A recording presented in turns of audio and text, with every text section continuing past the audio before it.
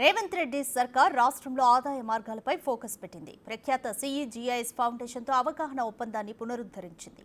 ఉప ముఖ్యమంత్రి భట్టి విక్రమార్క సమక్షంలో ఈ ఒప్పందం జరిగింది.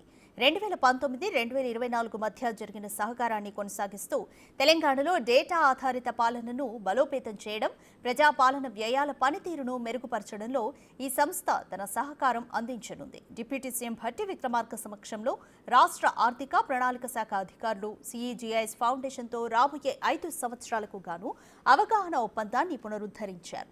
సిఈజిఐఎస్ ప్రాథమికంగా రాష్ట్ర ఆదాయం పెంచడంలో విశ్లేషణాత్మక మద్దతు అందిస్తుంది.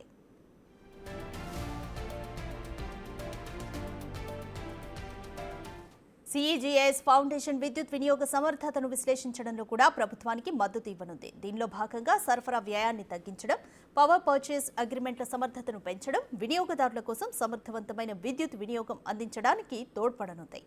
2019 నుంచి సిఈజిఐఎస్ ఫౌండేషన్ తెలంగాణ ప్రభుత్వ ప్లానింగ్, ఆర్థిక విభాగాలతో పాటు విద్య, మహిళాభివృద్ధి, శిశు సంక్షేమం, వ్యవసాయం తదితర విభాగాలతో కలిసి పాలనా పరిష్కారాలను రూపొందించి సమర్థవంతమైన పాలనను బలోపేతం చేయడంలో సహకరించింది.